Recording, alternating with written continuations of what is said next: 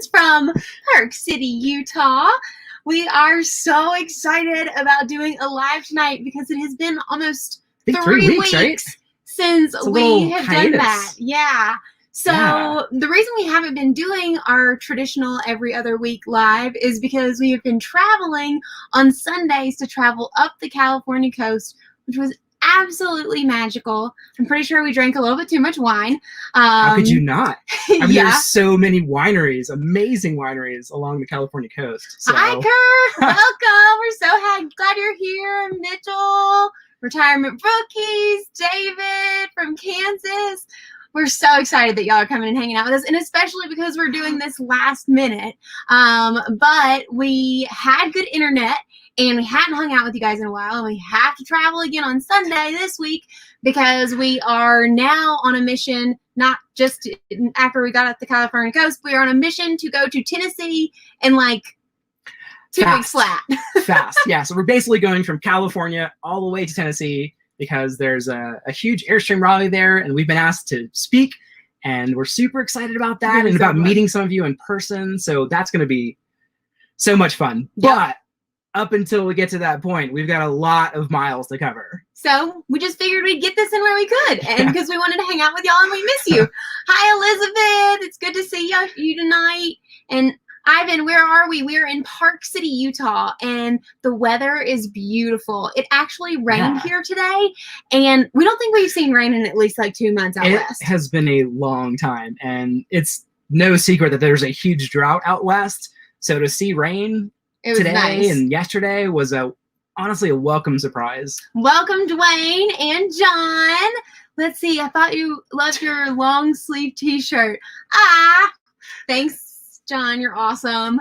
DS Photoscapes, hi. Shave Cave, what's up? Miss you guys over at ESC. Max, my friend over at Shave Cave. Max probably hasn't seen the MIP. Oh, y'all. The mullet in progress that I've got going on here. It keeps getting worse. It's a lot of party going on back here right now. Needs to be tamed. So to be honest with y'all, before we jumped on this live, one of the things about RV life is you don't necessarily shower every single day. It's kind of like pandemic life, except, maybe like a little lazier. Yeah. Pants can be optional. You get a Zoom call, you wear a nice shirt and pants, who knows? Of course, we always want to look nice for you guys. And so Daniel looks at me, he's like, what should I do with my hair? And it looked like straight up fro. It was amazing. And I begged him to come on here and show y'all like that, but I think he's a little too embarrassed. Yeah, she challenged me, and I kind of chickened out a little bit, but you're right. Gotta get a little trim on the sides there and tame this thing, and back's grown in nicely. So, but hi, Kyle, welcome, and Kelly. Ooh, and Ivan, you guys are in Colorado on the road to Moab. That's gonna be so beautiful. We haven't been there. We're jealous. That is definitely on our list. Therese, welcome. All right, needs to get the full mullet effect. I know. I agree. I agree. There's got to get some length there. It's a it's an MIP, mullet in progress. So. Thankfully, he does have a hair appointment scheduled in Denver, but it's with his original barber from St. Pete, who inspired the mullet to start, or collaborated on the mullet. How would you even? Yeah, Max, if you're watching, Casey is in Colorado, and I reached out to him because I knew he was out there, and we're gonna be passing him in a few weeks, so I will be able to get this trimmed because I have not been back to Tampa Bay, and it's been a while. Yeah, it's been quite a bit. But hello, Mary. We're happy you're here. And did you sue the barber? I really kind of feel like she's with you. She is with you in suing the barber, and any barber that recommends a mullet, like, she's right there with you. And I really was there the first time it came to fruition, but like I didn't think it would go on this long, so I just kind of played like it would be okay. And well, now it's less okay. But yes, looking forward to seeing you as well at the International Rally. We're so excited. This is going to be our very first rally. This is going to be our very first RV rally, period. Ever. Yeah.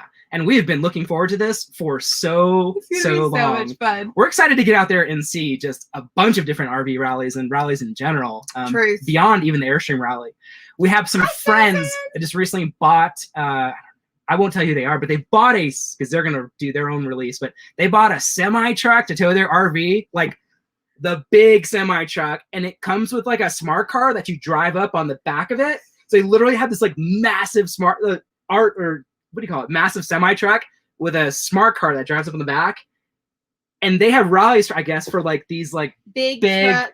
Heavy duty truck travel trailer, truck trailer, whatever you call them, but that would just be amazing to see. And Mitchell, yeah, I'm sure, especially considering our topic for this evening is going to be about travel couple topics and what it's really like to travel with your significant other. I am sure poop in Alaska will probably come into the conversation. It's inevitable. It really is. It's inevitable. So real. There's a lot of support for doing an Alaska rally, apparently. But we have an Alaska caravan. Because that's going to be awesome. But we have a lot of new faces and new friends who are joining us. So if this is the first time you're seeing our channel or hanging out with us on a live, we figured we'd tell you a little bit about ourselves. I'm Lauren. And I'm Daniel. And this is Wanderlocal. So we started our YouTube channel when we moved into our Airstream full time. We live in a 2021 Airstream Classic, and we love it. We had never RV'd a night in our lives before moving into it. One single night ever. But we were a travel couple before we started the Airstream life. So one of the main things that you need in order to become a travel couple are two people who at least like each other, but both love to travel. So Daniel, you want to share a little bit about like how your love of travel came to be? Our last name now is Fernandez. Of course, we're married, but Fernandez means brave traveler. And I've loved traveling since I was a kid. When I met Lauren, I'd done a great bit of traveling internationally already. And when I met her, she was an entrepreneur just getting started out. And little did I know I will be joining her on this entrepreneur adventure. And we started growing a business together. And all of a sudden, those travel dreams died very quickly. Because if you've ever started a business, your free time, what is that? If you're a business owner, you totally get that, right? And it all disappeared. And we worked around the clock, 70, 80 hours a week. We were always hustling to grow the business. So there was a long period of time where we never went anywhere. But before I started our business and really we started teaming up on it, I grew up with doing a lot of like national travel, some international, but mostly like trips to the Caribbean or to Mexico for beach vacations with our family. So I didn't have a lot of international travel experience, but was always interested in it, but not like burning fire passion, like had to travel or like my life wouldn't be complete. And that's how Daniel was. And so when we met, fuels the fire for Christmas. So Daniel had a big corporate job when he met. He was like a really fancy executive at a hospital. But before we get into this, if travel also fuels your fire and feeds your soul, please let me know I'm not alone with that one. But go ahead. So when Daniel had this fancy job for Christmas, we met in August. That's true. And by Christmas, he bought us a trip to go to Dublin, Ireland together for St. Patty's Day. Yeah. And it was at first, obviously, I was shocked. He like told me because he got like a little a gift bag and he like put Guinnesses in there and put tickets in there. Ah! Thank you. Okay, let's read this. This is my second contribution to the Alaska expense account. Others are welcome to do the same. Love you guys so much. You produce great videos and are very entertaining. Thank you. Thank you, Mitchell. Thank you so much. I mean, how can we not get into the Alaska topic? And we definitely will. I mean, it's so one of the things, if you haven't been joining our channel for a while, is we've had this conversation now a handful of times that it would be the most fun thing ever to do a caravan to Alaska. All of us, all of you, all of just everybody together. And so we're thinking 2022, right?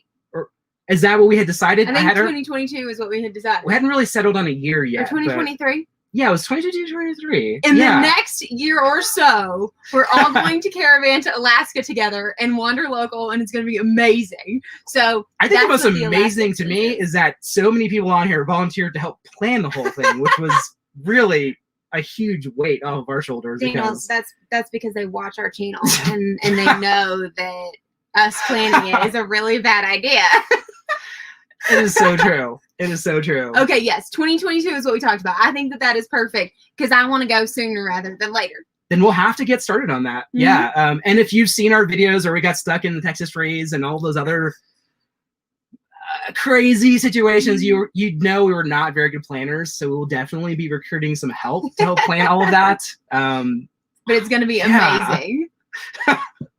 So Kirk says, travel is my fiance's passion, so no, you definitely not alone. She wants to be even now with our new daughter. That's so cool. Yes, you plan the potlucks, but you're vegetarian. Yep. So we're also vegetarian. No, he's not vegetarian. Oh, not vegetarian. Okay. We are. Yeah, that's true. So someone else will have to be in charge of planning all of the potlucks because. Don't worry, our Alaskan caravan will not be a vegan thing. Like that would just be cruel. And you know what? I might even jump on board with at least a non-vegetarian meal for Alaska, because if you have ever had Alaskan king crab, you will know that it's like the greatest thing in the history of food. And so I'm pretty sure I would have to have crab legs. That's true. When we go to Alaska. That's true. And no dress rehearsal. Yes, you're getting your Airstream flying cloud in November. That is awesome. So you can definitely join us on our trip. Yep. Oh man, that is going to be. It's going to be so much fun. Yeah. That is going to be fun. Looking forward to it. So, oh gosh, I don't think I can do moose. No, no. Crabs don't have souls. Maybe they do, but I think moose definitely do. The kind of animals that can look you in the eyes and make you like really happy. Elk as well. Oh my goodness. I can't. More power to all of those of you who can, but I just think about their big. Then they have Alaska. What is it? Alaska Brewing up there, I think. Very awesome beer. So that'll be a fun stuff. Alaska. Yeah. Okay, Alaska's just amazing. Yeah. If you've been to Alaska and you have traveled there via RV, y'all need to make some comments because we want to know all the tips and learn from y'all. That's so true. We'll probably have to start like a dedicated, like maybe like a Facebook page or something to help to plan it all. Truth. Yeah. Okay, so Daniel took me to Dublin, Ireland for St. Patty's Day for our very first international trip together. Day, right? Is that kind of it's St. Patrick's? I know a lot of people get this wrong. We've gotten this wrong. No, you either spell it wrong or not. Is it Paddy or Patty? I got you. Do you know? Got it. Yeah, no, it's fun to get played the fifth on that one. Because we're on it live, so I don't want to get it wrong. So like that was my very first experience of being somewhere that felt like totally new. It's like going to Harry Potter World in, Universal Studios, but better. Yeah. And so from there, I got really hooked too and fell in love with travel. And Ireland is, this is surprisingly, most people will probably not know this, but I have Irish heritage. Yeah, I know. True. You're like, there's no way. Yeah. A little bit of Spanish heritage too. Yep. Oh, just a little. Just the part that dominated, but my family was from Kilkenny, Ireland. Mm-hmm.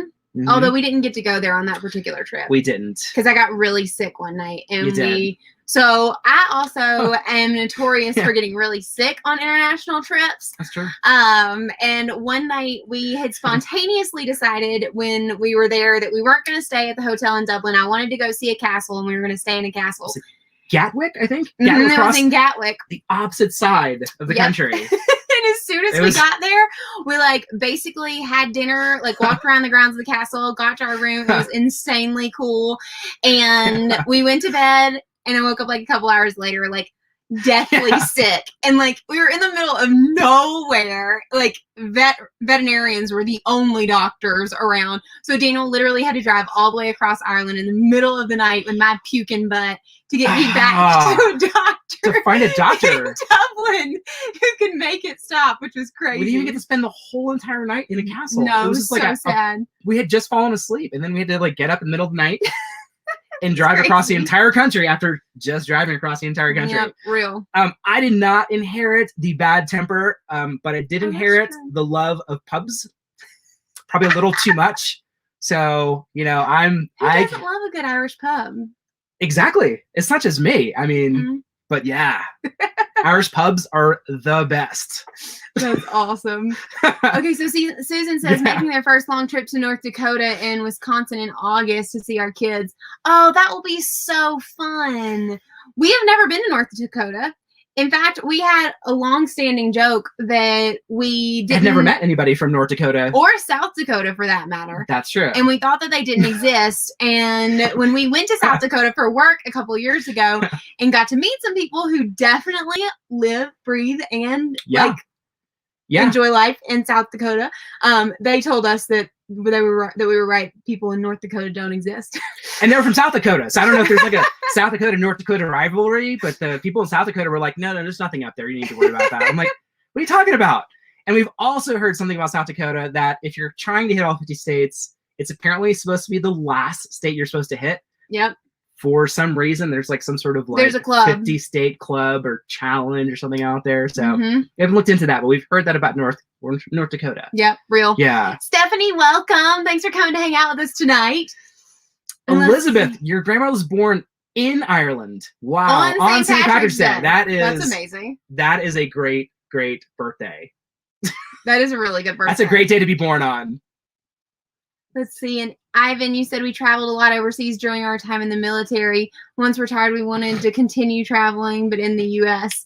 We are currently cross-country adventuring and loving it. Yes, we have some cross-country travelers with us today. That's awesome. We love it. It's fun, isn't it? That's amazing. So yeah, opening Susan, your daughter's opening a Chase Bank in Dakota. During that Texas freeze, we probably, my gosh, I mean, I think that video is about to hit 100,000 or more views. There are like 2,000 comments, and we get a lot of comments from Northerners, people from North Dakota and South Dakota. About I feel like specifically, we are. Yeah, and they were like, we deal with like negative 1,000,000 degrees, and what is wrong with you, and stuff like that. I mean, they're not wrong. We're pretty wimpy we were when it comes to Florida weather. Very unprepared. Cold weather from Florida. And Mitchell, we stopped most of our live shows because we didn't have dinner yet and we're hungry. We actually had dinner before we did this, so that's a super huge win. So no need to be worrying about cutting this off to go eat or anything like that. We'll we keep ate hanging out and go from there. Oh my goodness. That was the first video we watched, Susan. The West Side of Texas had power. Okay, cool. Yeah, it was. We're going to be hitting the year mark soon. And we've decided that we're going to somehow, like, I don't know, like, do you think you can like plug ourselves into the video or something like that? We're going to like watch maybe the first or second video back, maybe even with you all, because it was so bad. I mean, so much has changed, and I feel like we're not even the same. So green, not only like from a YouTube perspective, and like we had just like created our first series of videos, and we had no idea what we were doing. But from the RV perspective, like, oh my gosh, it's so bad. The things that we didn't know, like the fact that we stayed the first series of nights in our RV without putting chocks under the wheels, like. Still, we have conversations about how much that freaks us out. Ivan and Josie, good night. Yeah, we did not have chocks the first night, and believe me, we heard all the feedback from that. I was, we'll never do that again. But I also feel like if you're buying an RV, I can't be alone in thinking this. If you're buying an RV, there are probably some things that should come with it by default. Like, I feel like throwing in some $20 chocks should kind of be a thing. I mean, that's just safe for everybody involved. Yeah. I don't feel like any dealership should probably ever let you roll off the lot without chocks. Like, that should be one of the first questions. Like, do you own chocks? Yes or no? No. Take these. And these are $20. I think there should probably be like a book. And other awesome like RV dummy books. Yeah. But like, I think that dealerships should totally ask you, like, have you RV'd before? Yes or no? Okay, if the answer is no, here's your moron book. I think probably RVing for dummies. Like here it is. I'm in. It could be a picture book even. Like, you know, like a comic book or something. That would be pretty good. Really chill. Like, you don't have to read a whole lot, but like real. Yeah, I think one of the other questions should be like, what is the biggest thing you've ever towed? And if it's, I've never towed anything in my life, and they're rolling out of there with something 30 feet or longer, like, you should probably not let them do that. No. Yeah. And we've actually met people recently that picked up a 40-foot footer and literally had never towed anything in their entire lives. And I thought to myself, I was scared with a 30-foot and they picked up a 40-foot and just drove off the lot, having never towed anything. That's terrifying, honestly. Scary. Like, I know I can't be alone. And the first time I was towing, I was like, you could see the whites of my knuckles on the steering wheel. I was terrified. And then you have lane changes, and we were dealing with Orlando traffic. It was a nightmare. Real. Well, I think one of the things, serious question. You have the 30-foot classic. Yeah. If you could do it again, would we do the 33-foot? Oh, so that's an interesting question, because we have some friends that just put an order in on an Airstream, and they were asking us the same questions, 30 versus 33. Their deciding factor was that our friend's boyfriend he was like 6'2", something like that. And he's a taller guy, gentleman, and he wanted the bigger bathroom or shower. So he didn't have to like contort. Yeah, it was like less of like he had to be less of a contortionist in the shower. So like they opted for the 33. I'm okay kind of with this shower. It's not really that big a deal. Well, 5'10" for perspective. Yeah, I'm 5'6", you're 5'10". Yeah. So yeah, I mean, like it's worked out. Height people. Yeah, I think for me, I went with a 30 because I really the bed is in the back, first of all, in this one, right? And there's panoramic windows, and I really just always imagined like sleeping with the windows open and then waking up and then just seeing this like majestic view. And that's exactly what's happened to us several times. So for me, it was totally worth it. That is what I wanted out of the RV. But I think everybody has something different they want out of the RV. Right. So I think there's no one size fits all. 30-foot worked for us, but we know other people that are happy with Bambis and, just different configurations and really even different RVs that they were happy with. So yeah. Do we wish our trailer had a slide out? So interestingly, we know Airstream made slide outs for a few years. We've seen one in a campground. We unfortunately were never able to go inside and see what it looks like. So I don't know, because we've never had slide outs. It's kind of like, how can you miss what you've never had? Yeah, that's true. So maybe if we had more experience with slide outs, we've only ever seen slide outs at dealerships, so we really have no way to gauge that. We've camped with friends who had RVs with slide outs.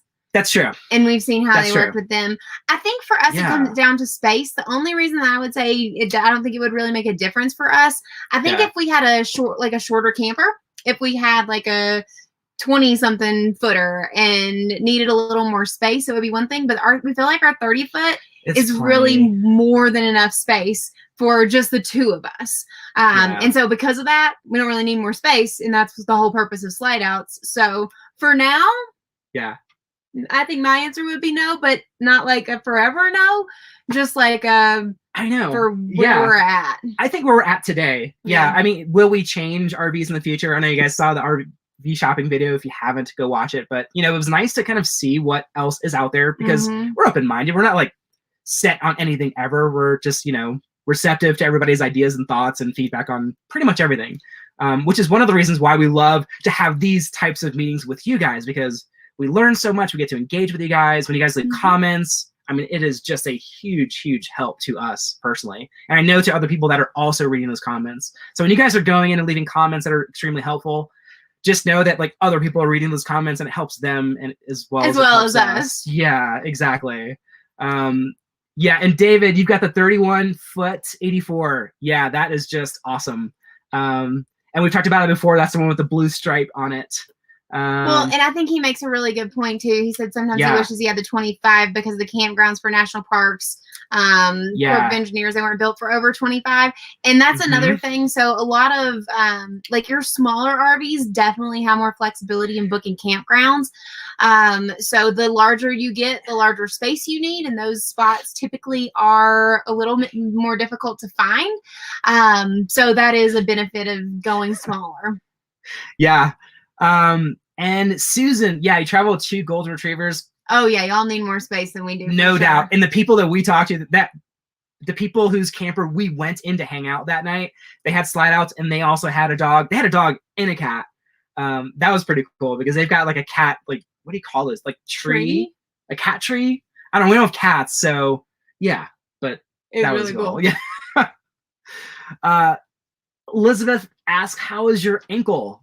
How is your ankle? I mean, it is better. It's significantly swollen. Better. It is still a little swollen, which is really weird and annoying. But the doctor said that I got it so good that it'd probably be a solid like 6 months before it really was back to 100%. So I've been doing a bunch of like ankle strengthening exercises and all that good stuff a couple times a week because we are in the process of getting started for marathon training. So I need for my ankle to be 100% faster. Then, well, it possibly can be, but it is getting so much better, and I appreciate you asking. Thank you. Yeah, that's going to be, we've got the Chicago Marathon coming up in October, and then we're both running the Chicago Marathon in October, and then immediately after that, in November, I'm running the New York City Marathon. But if you saw some of the earlier videos, I ran 4 marathons in 6 weeks last year. That was not easy, and I felt like I was just like, injured after the first one and had to run 3 more. I mean, that was real. That was pretty tough. Sev has a good question. He says, when you first started pulling the trailer, how nervous were you having to stop and put gas? I haven't gone far enough to need to do that yet. It's my biggest fear for whatsoever. Okay, so good question. And so actually this past week, because we're driving from California to Tennessee in just a couple of weeks, we have some longer treks than we normally like to, because what we like to do is we like to travel no more than 3 to 4 hours at a time, and so you avoid gas stations pretty much doing it that way. We like it for other reasons too, because it's just exhausting to travel longer than that. But that being said, we had a 6-hour drive. That's GPS time, which was more like an 8-hour drive towing time this past week. And so I got really brave, and for the first time ever, I towed the Airstream. So I pulled her out of the campground and drove her down the interstate for like 3 hours, and it's out in the west, so it was like in the middle of nowhere, Nevada, which is one of the reasons why we decided for me to give this a shot. But when we had to go into a gas station, because that's where we actually ended up swapping spots, we picked a really big one. First of all, you always want to pick one that's a truck friendly. Pilot, Flying J's, like they're the brands that you know are going to have huge pull-in spots. We kind of always aim for those. If you're not familiar with which ones those are, if you're driving on the highway and see these like massive like signs and billboards, and sometimes they have like pricing on them, the big board signs, like, you know, it's pretty much going to be a trucker friendly or RV friendly gas station. So definitely pick one of those, but that's what we did. And I wasn't brave enough to try to pull it up to the pump. I didn't want to play with that. I got out, swapped with Daniel, let him do that, because I definitely need more like maneuverability practice before I go like knocking our humongous rig around explosive things. So I can totally understand why you think that was scary. Do you think, do you have any tips? I would say that in terms of who is probably scared the most, I would say me, sitting in the passenger seat. No. Tips I was terrified. For getting gas. Tips for getting gas. Oh gosh, I thought we were talking about like fear of towing. I mean, that's well, that's their fear. That's I was a little, you know, we've been, you know, it's. Do you have a tip for how to like navigate gas stations? They are kind of intimidating because there's so many cars. And nobody is going to like be nice to you necessarily.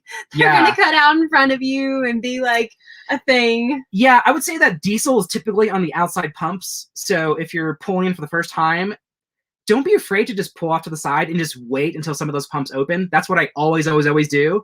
And honestly, sometimes I'll pull into a gas station and I'll find a nice spot off to the side, and I will jump out and I will literally go walk around the gas stations. That's at least what I used to do. Now I'm like very just cavalier, kind of drive into any gas station, zip in and out. But back then I would literally just drive in, find a comfortable spot. I would jump out and I would look for an exit strategy, because I thought to myself, okay, I can make it to the pump, but then what? Then I might be stuck, or I might have to back up. And that super sucks, because backing up, especially when you're new, is terrifying, especially at a gas station. So that's kind of my tip. I always look for the outside pumps and trucker gas stations, and I always looked for like, you know, if I wasn't comfortable. That's the thing about not just towing, but RVing in general. If you're not comfortable, go slow or stop and get out and just survey the whole area. I mean, take a few minutes to walk around and kind of like get your bearings as to where you are. Yeah. And look for that exit strategy. Don't just look for like the path to the pump. Look for like, what am I going to do once I get past the pump, which is very, very important. thank you guys for all the props on showing. I have to tell y'all, after I got past the initial, oh my God, I'm kind of a little terrified. I need to just be confident and pay attention and I'm gonna be fine. It was a little bit emotional. I was really kind of super proud of myself. I think one of the things that we love about travel is that it takes you out of your comfort zone. And there have been so many things about RV life that has taken us both out of our comfort zones. But it's been almost 9 months since we started living RV life. And I have been freaking terrified to tow the darn Airstream. It doesn't make me feel good, I'm not a good driver naturally. I feel like everybody should know what their strengths and weaknesses are. There's a real backstory. So here's the real backstory, right? You're like, oh, Lauren could always do it. But the backstory is we've been together 10 years. Every car we've ever owned, she's backed into something. I mean, just dented the deep bumper, crack, so I was always a little scared. Yeah. It's a little, it's one thing to dent the Jeep bumper. It's another thing to dent your home. So I was honestly terrified. Those are real feelings and emotions I'm experiencing, but she did fantastic. You guys had some very good points about not cutting too close on a gas station. That's a very, very, very solid tip. If you cut too close, it's not, somebody kind of explained this to us the other day in a comment, but you're not necessarily watching the path of the truck tires. You got to think about the tires in the trailer because it cuts, in on your turn. So you got to make sure you're not clipping the gas pumps either. Yeah. What up, Adam? Yeah, and that's tail swing at pumps. Yeah, that's a very, very good tip. Well, and also at gas stations, I think one of the things that by the way, don't worry, we of course got me driving the Airstream for the first time on video, so that will be coming out soon, and y'all will get to see how terrified Daniel is. I think that might be the funnest part about it. I don't even remember filming it, so I probably just look uncomfortable on filming on camera. I probably just look super uncomfortable on that video. I know I will because great. I'm focused on you driving and helping you and filming, but also in the back of my mind, I'm scared. Yeah. Okay, so Mitchell asked a question that I was about to bring up about the gas station thing. Yeah. So one of the things that we did not know when we first started is we thought, okay, duh, you take the RV to a truck station for gas, that's ideal. But when you go into a truck station, you're going to see that they're turned for regular vehicles and trucks. Yeah. So I'll let you take that story from there. Well, there's a couple different scenarios we've run into. So one is that we've gone to gas stations that had pumps on both sides. I haven't seen that a lot, but yeah, there was a pump on both sides. So then I was just staring at both the pumps and didn't really know which one to insert a card in. Well, no, I could insert a card. Right. Card only is on one of them. Right.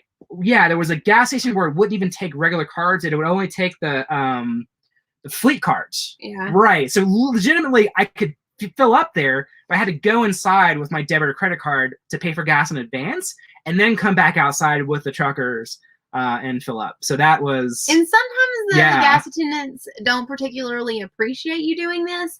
You can get a hold of one of those fleet cards yourself as an RVer. TSD cards. That's exactly it. Yep. So that is a really cool option. Thanks, guys. TSD cards to save money on gas. Hi, Jim. Welcome. So good evening, Bill. From a standpoint of the gas stations, what we do now is we don't typically go through the truckers' pumps. We just go to the regular pumps and just wait. Because it does make it easier, and we haven't done the TSD card mostly because we live off credit cards because we use all of the points and have worked that from a travel couple perspective for years now and know how to work that system.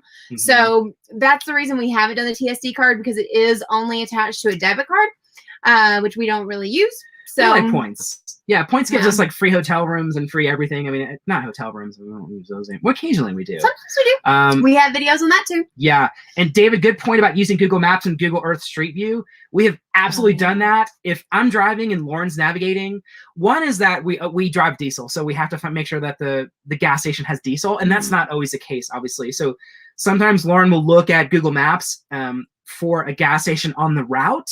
And then you can click on them, and then you can look at photos, and sometimes they even have a 360 photos.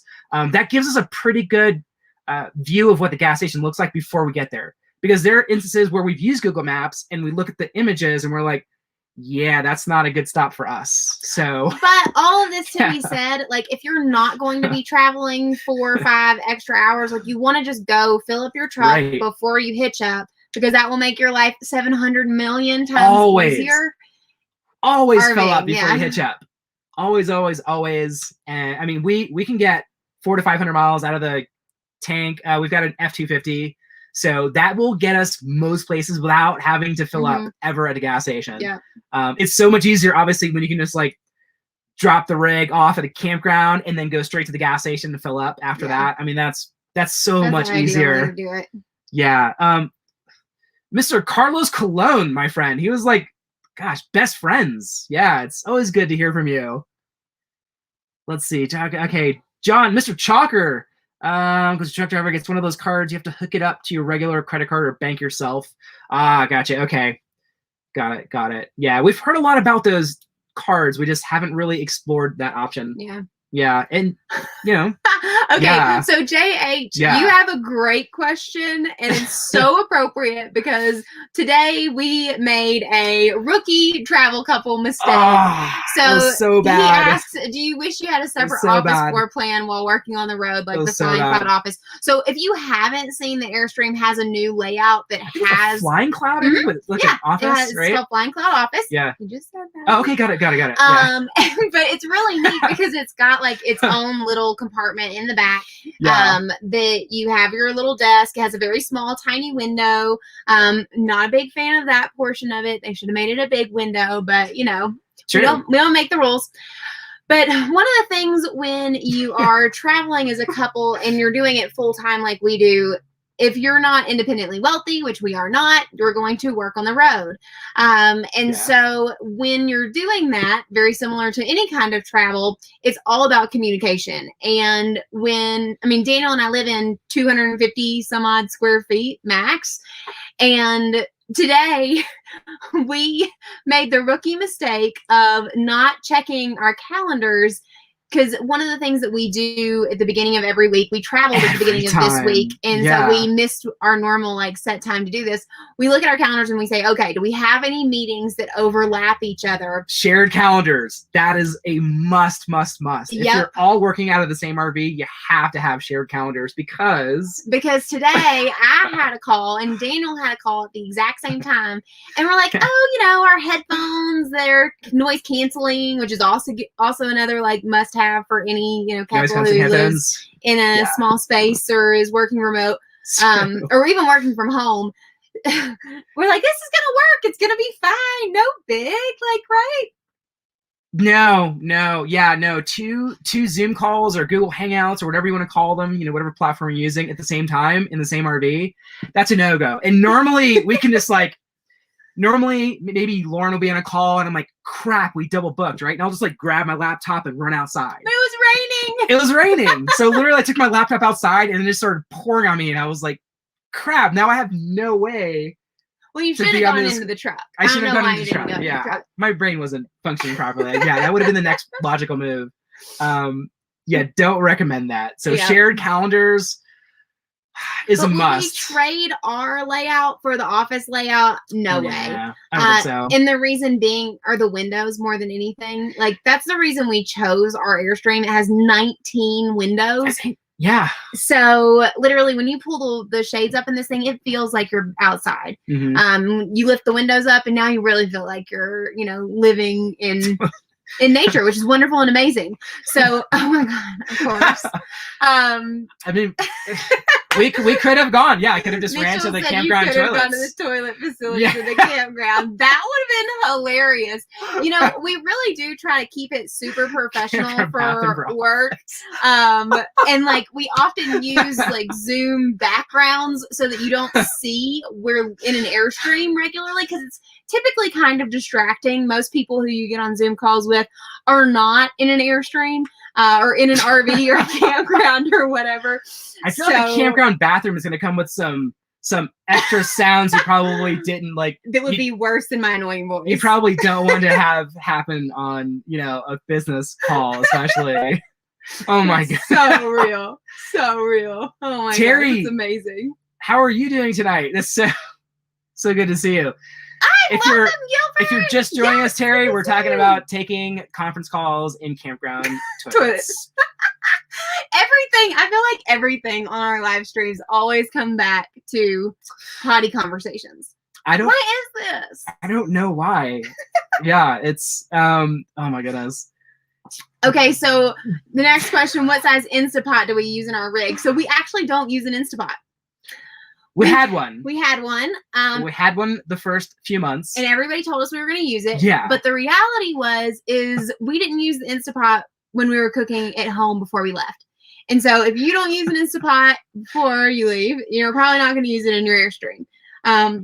The same habits that you bring from whatever your lifestyle was before are just going to follow you. So, and probably be amplified. So we don't use one, but we know a lot of people absolutely love them. The Instapots, yeah, and air fryers. We've heard a lot about Instapots and air fryers, and a lot of people that are RVing have them.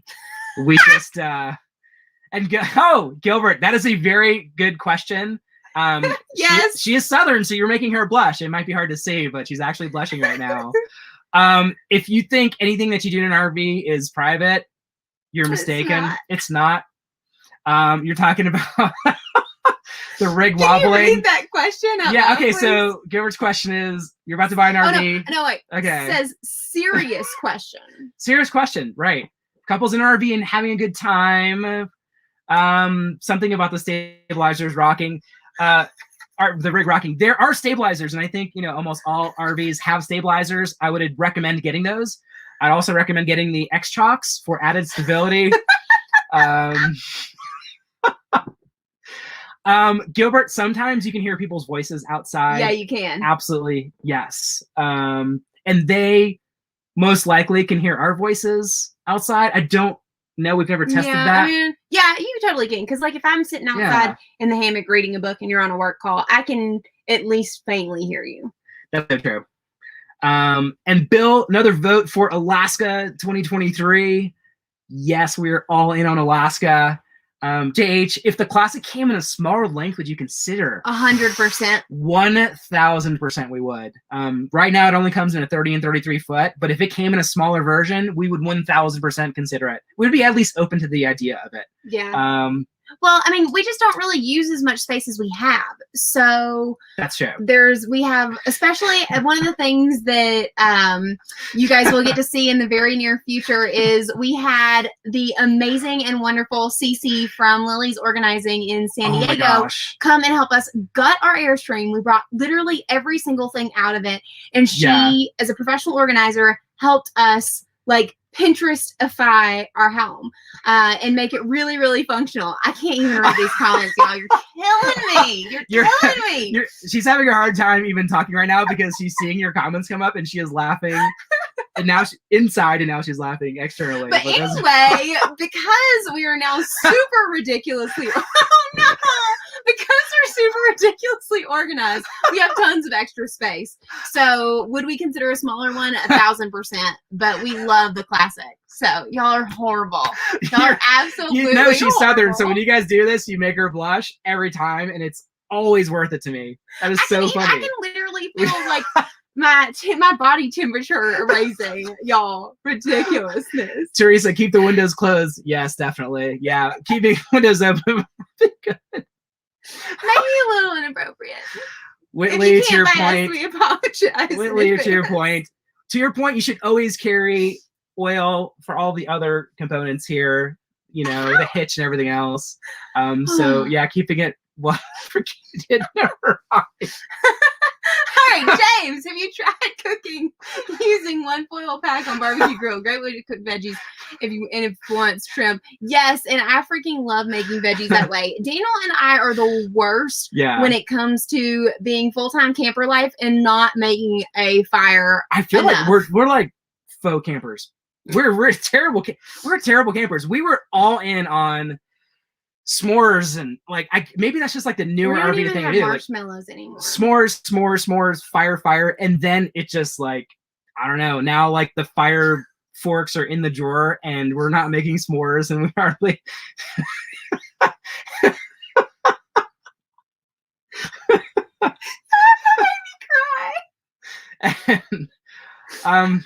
Yeah. Oh. Yeah. So I don't remember why I was telling you about the fire. Oh yeah, cooking on a fire. We don't do that enough because we really do enjoy that. Yeah. Yeah. No, we have not cooked on a fire in a long time. Okay. Y'all, somebody give us a different kind of question. Yeah, it's we did get Pappy's tube. We do have the newer convection microwave. Man. Okay, I got this. Yeah, we do have the new convection microwave, and we hear that it doubles as an air fryer, but we have not explored that option yet. Convection. Yeah. So s'mores. Yes. Susan, s'mores.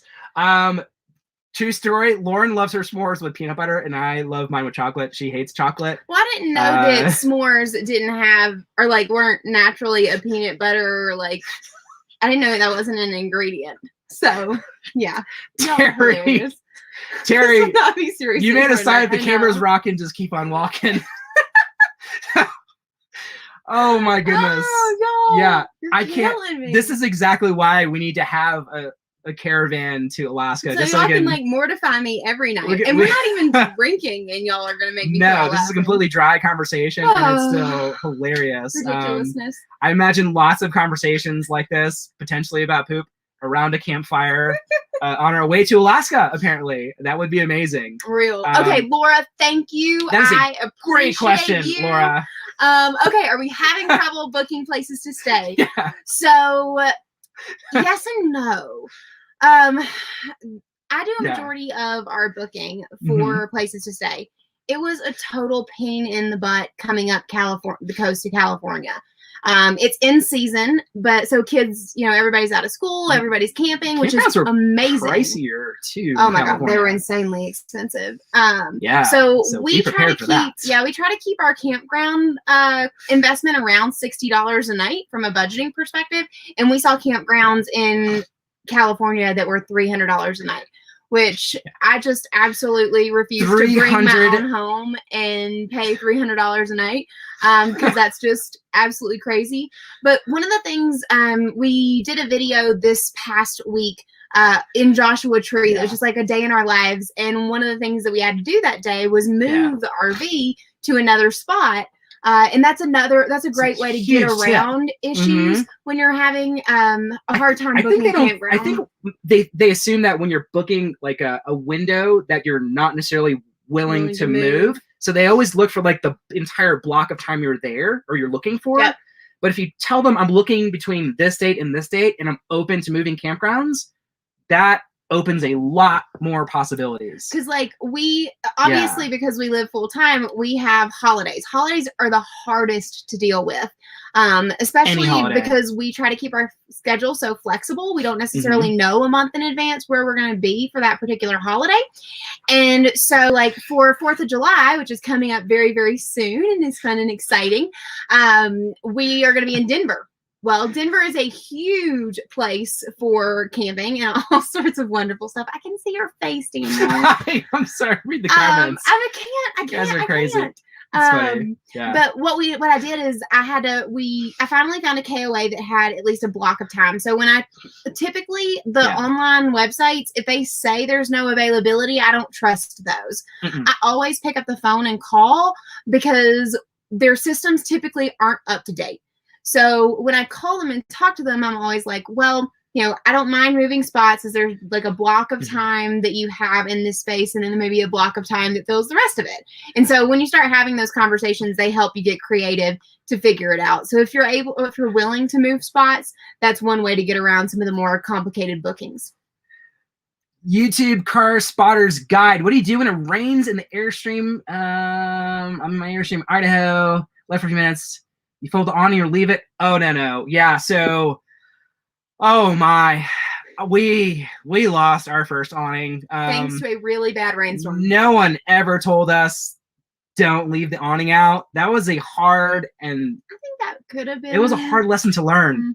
We left the awning out on a day where you would have looked into the sky and said, this is the clearest, most beautiful sky I have seen all year. And we went on a hike that was supposed to be a few hours. It took like 8 hours, and we were on top of the mountain a bad storm swept through.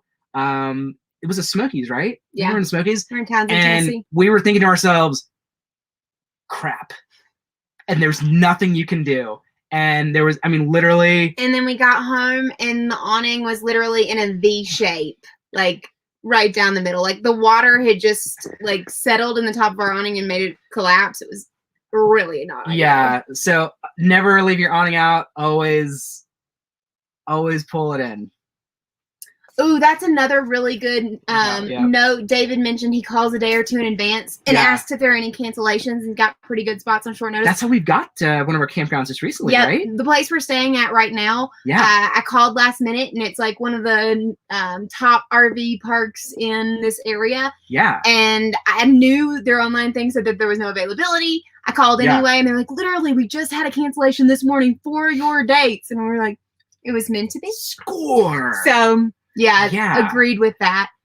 Allie, great question when it comes to remote working. Did we have these jobs before going full-time in the Airstream? We did. We own our own company. It's been around for over 10 years. 12 now. 11 years? 12 years? Yeah. It's a 12-year-old company. Yeah, time flies. Yeah, so we had that. We have our own communications firm. That's what we do. That's why we had a little bit of experience with some of the things that we're leveraging to create some of the content on this YouTube channel. But in terms of videography skills, we had none. So we have been getting better. So if you look at our very first video, you're thinking to yourself, gosh, that does not look great. And we're getting better. And I've learned how to fly drones and all those things along the way. So it's a thing. But that being said, a lot of people asked us, we're not solopreneurs. It's not just me and Daniel. We've got a team back in St. Petersburg, Florida, and they weren't all remote when we started doing this. So I think Daniel mentioned earlier when we were talking a little bit about how did we end up becoming a travel couple. Daniel mentioned that for the first, 8 or so years of our experience as business owners, we were just working our butts off 24/7. And that's really what it takes to build your own business. Sometimes you just have to suck it up and just work really freaking hard. And at about the 8-year mark, Daniel was like, okay, look, if we don't start traveling again, I'm losing my mind. We can't do this. It's just not worth it. Travel fuels my soul. We have to go. My soul is slowly dying here. So we talked to our management team. We're like, okay, guys, we're just gonna take a week off. Yeah. We'll be right back. We're gonna go to Jamaica. It's a real quick flight from Florida. We'll be right back. Yep. And so when we did that, of course, because we had been working in the day-to-day of the business all day, every day, 1 million hours a week, tons of stuff broke and fell through the cracks. We came back and had, hair on fire issues with clients and employees who had, issues, team members who were really struggling and needed things, and we'd only been gone 5 business days. So what we realized at that point was that we really needed to be taking more time off so we could figure out what were the things in our business that we were supermaning and that we weren't really fixing. We were just kind of band-aiding because we were there. Right. And so we started taking longer trips. So we'd go a week and we'd fix those holes. And then next time we would go for 2 weeks and we would fix those problems and create processes to make it possible. So it is possible to be a business owner and travel full time, but it takes a lot of hard work and a lot of time figuring out how to build the kind of team. Every single person on our team is a rock star. Right. They are independent and they are autonomous. And so you really have to build a team that can function in that culture. And then processes are a real big thing too. So right. Yeah, no, we're very fortunate in that we were surrounded by brilliant people. Yeah. And we let them fly and they do an amazing job. And we're so fortunate to have them on our team. So. Oh, Terry, thank you. Yeah. We felt so bad for us too when we lost the awning. I know. The worst. And Pappy's Tube, you talked about, maybe they probably explained that about the awning when we picked it up. You're probably right. I think all of that first day was a complete blur. I think, it's information overload. Yeah, it's a lot. It's a lot when you're picking up an RV. And there's just so much you're trying to absorb. Tons of YouTube channels, the RVing in advance. And but there are just things that even when you get on the road, you never would have thought of, or maybe you were seeing them do those things and it just never really registered that was something you were going to have to do. Yeah. So it's just a lot of stuff. Yeah, and I definitely don't fault the dealership or anything like that. I mean, it's just so much information when you're picking up an RV. There's so many components, electrical, plumbing. I mean, I feel like you have to know a little bit about everything when you first start. So true. Tyus, welcome. We're happy you're here. Yeah. Oh goodness, Allie, what about beauty maintenance, hair, nails, etc.? Do you seek out these services by reviews or local word of mouth? So a little bit of both. So with my hair, because we do still work in Tampa Bay, we go back for meetings regularly, and it takes a lot to make my fake blonde hair look like this. So I am really loyal to my amazing gal who does my hair in Tampa. So I'm just like letting it grow and be a thing until I get to see her again. But as far as hair and nails, or as far as like nails and like other kinds of like massage services, whatever is your go-to thing, we do a lot of reviews. And then like if we meet people who are local, we'll ask them, and they're always happy to share their favorites. Always ask the locals. Always. I have not been getting any of that maintenance stuff done, which is why it looks this bad right now, but it's getting cut soon. We'll get there. Yeah, it's hard to trust somebody. I guess, like, I don't know. It's hard to trust people, especially with your hair. Yeah. I mean, yeah. Yep, truth. JMH, how's my ankle? Thank you. You are so kind for asking. It's still a little bit swollen, but it's functioning. I'm doing weekly exercises to make it stronger because we've got marathon training coming up, but it's getting there, slowly but surely. Sprained ankles suck. They do. You're almost better off breaking it sometimes. Yeah, totally. Probably most of the time because, wow, a broke. I forgot what I was going to say now. Yep, Anyways, real. Yeah, you're Retired Life. Welcome, Kimberly. Welcome. Thanks, you guys, for joining us. Hi, Tim. What is up?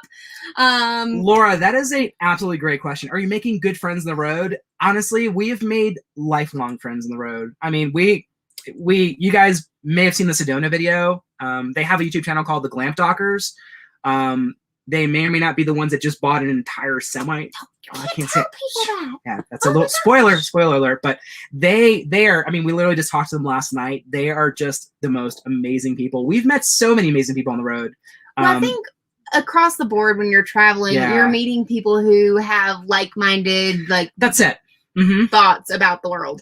And one of the things, I mean, we've always loved making friends as we traveled and have done it no matter whether it was, local or nationally or internationally. But one of the things that's amazing about RV life that we really weren't expecting is simply how like friendly and wonderful campers are. They are just like so willing to help you out. We haven't ever run into any kind of issues. So we make tons of friends all the time. And we love being able to keep up with them on social media and via phone calls and all the ways you normally keep up with people in real life that you don't be traveling. Yeah.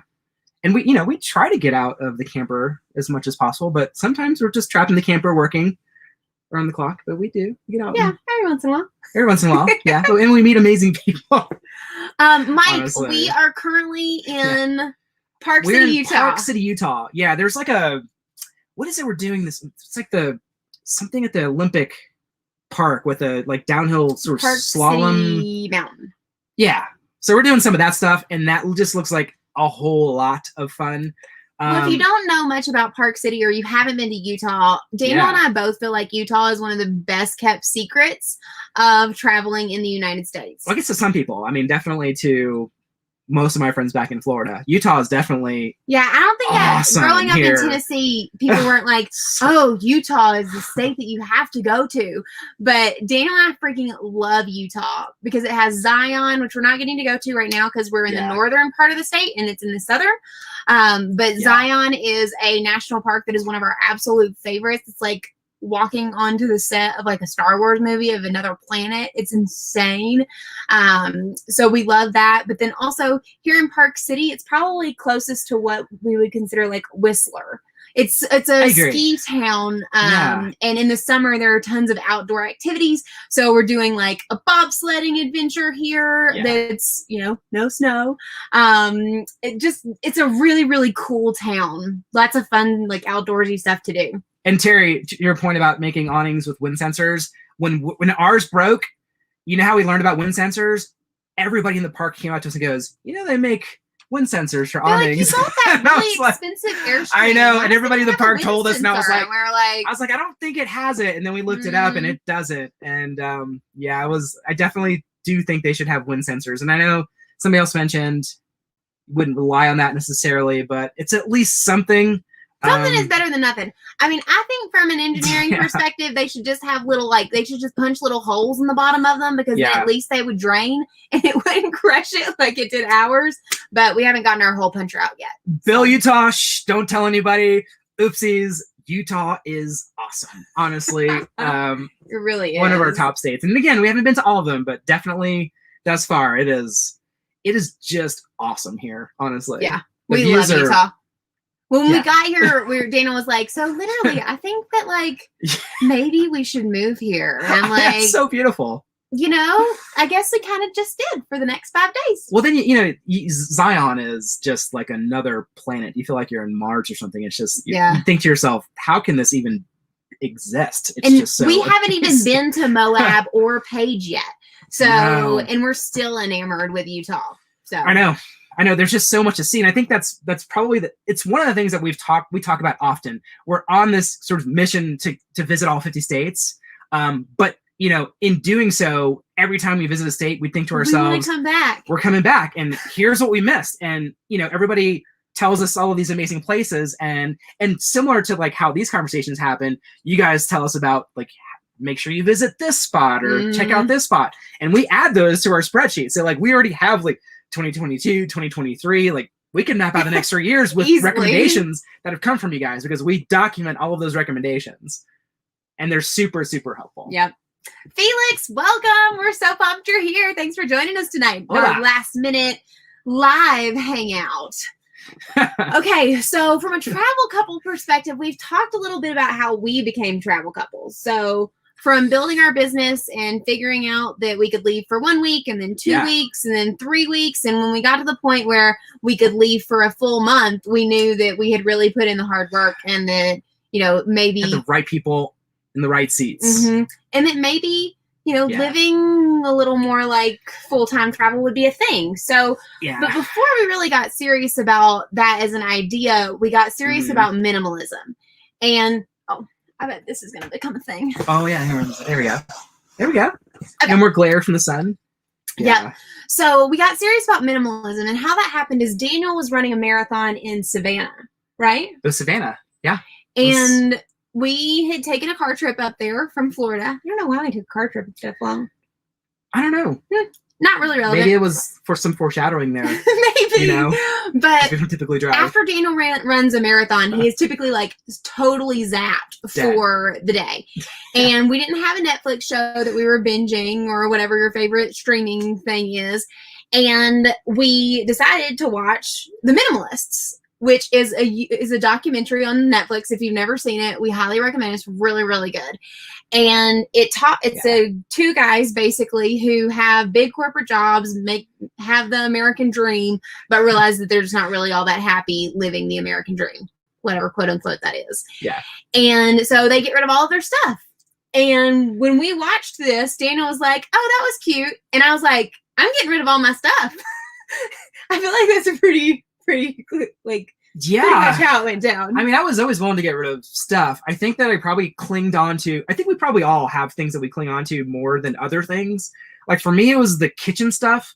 You guys have things in your home that you're just more attached to.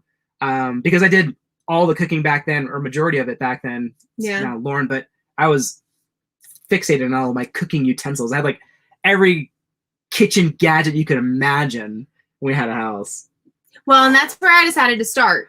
So I decided I was going to clean out the kitchen and get rid of anything and everything that we had a duplicate of. Because why the heck did we need three can openers? And we really did. You don't need three can openers. We had 3 one. Can openers. Yeah.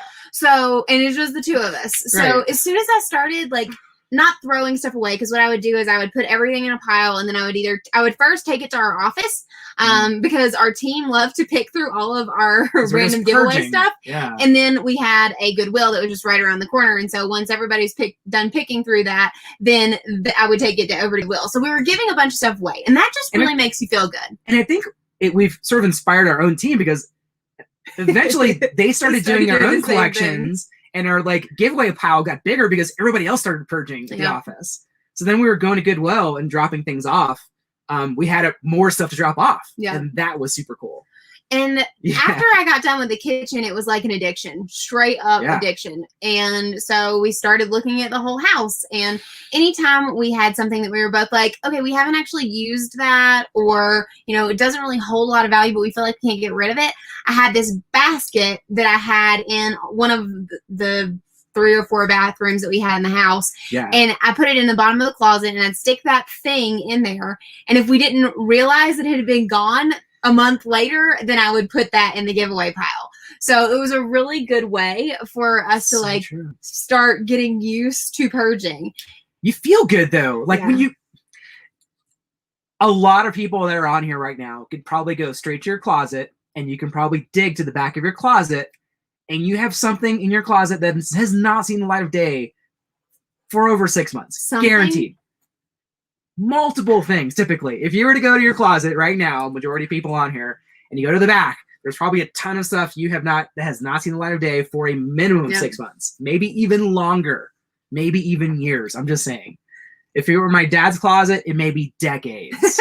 So, because he's a hoarder. Totally normal, and they don't teach you this stuff in school. So, like, but what happens is once you start getting rid of the extra stuff in your life, you have more room and you feel more free for new things and experiences. It's kind of like, I always say, it's kind of like you're getting rid of mental fat. Totally. Really. And these things, they own you. You don't own them. So whenever you can get rid of those things, you just feel lighter, so much lighter. So real. And so as we started doing that, we realized, we started looking around our house, and we were like, you know, we've got this huge extra bedroom and an extra bathroom and an office that we don't ever use. And like, we don't use all of these things. And this house is humongous for just the 2 of us. And we basically come here and sleep and eat. Sometimes we had just purged so much that we were in an empty house. We were in an empty house, basically. We were like, I was telling Lauren, where we were talking one day, and I'm like, we're like back to startup phase again, because we like built our business from nothing, and we basically, I mean, we were eating ramen, and that's another story, you know, and I still eat ramen, but so that's not really relevant. But I mean, we kind of got back to the point where it would look like a startup again, because we're in this house that was completely empty. And that is when Lauren decided. Well, that's when I looked at Daniel one day, and I was like, I think we should downsize. I think we should sell the house. And my game plan is I want a small condo on the beach with floor-to-ceiling windows, and it's going to be awesome. And Daniel's like, you're crazy, but sure.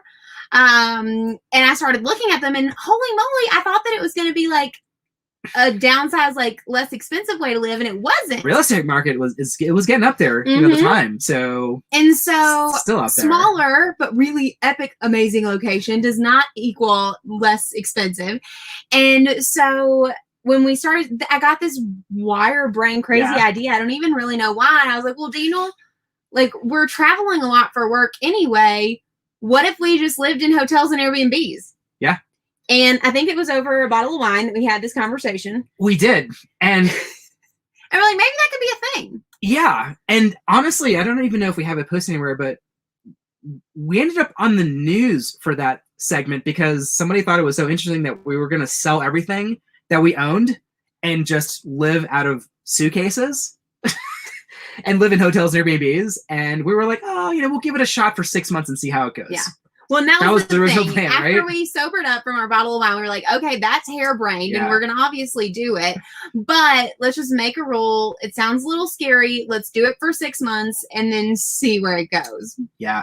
Yeah. And okay, but Elizabeth, we need to pause because we have some questions. Called The Minimalist. Yeah. Dr. Dinesh, why don't we have dog with us? I know. I mean, that would be... We have some friends, Rob and Mo, and they actually kind of like, based on our personality, we're like making recommendations. They have like show puppies, and they have the most beautiful dogs. So they were making some recommendations. We have not yet decided what we're going to do. We get mixed feedback from people on the road that have dogs. Like, we have people that have dogs on the road that are like, yes, you need to have dogs. And then we have other people that are like, I feel like I can't go anywhere. So we're worried about the puppies in the camper. Yeah. Both of those things, and we're really confused at this point. Well, and also Daniel and I want to eventually have kids. So I'm 32. Daniel is 44. Yep. And so we're just kind of waiting to see how that all kind of shakes out. Probably if we ended up not having a kid, then we would probably be more seriously interested in a dog. But for now, we're just seeing how that goes. That's true. Okay, so Mitchell says, serious question. Did you go see the channel of Luke and Alicia? You must, so you can get started on this little future baby. We have seen their channel, but I'm not sure I know the reference. My mom would probably have, we would have to film all of that because I don't even, like, she would just cry for like 3 months straight. I don't even, she would be so happy. She'd be so pumped. She would lose her mind. Yeah. So I think it'd be funny. Yeah, we would just have to film all of it, I think. Yeah, and the funny thing is, yeah, I feel like everybody would be learning at the exact same time. It would be interesting. True. Yeah. Okay, Retired Life says, do you plan your trips out or just go where you want to go? For the most part, we just go where we want to go. Like I mentioned earlier, we're currently on a trek from Northern California all the way to Tennessee because we have an Airstream rally. So when there's an event or something like that, will be something that will dictate our travel schedule more than we normally would, but we like to just wander about. Yeah, that's true. So we like to wander. Clearly, we like to wander local, especially. Yeah, I mean, that's the thing. So you too should wander local. It's good for the soul. Yeah. That was cute. That's good. No, I think after this rally we're going to mid-July, we're going to have a little more freedom, and we're just going to we don't really know at that point. Yeah. I think we'll just see. Yeah, we'll see. Well, we got the marathon in Chicago that we have to go to. That's in October. That's going to be fun. And then we're going to have to fly to the one in New York because it's going to be too cold to bring the RV, and we're not about to get caught in snow again.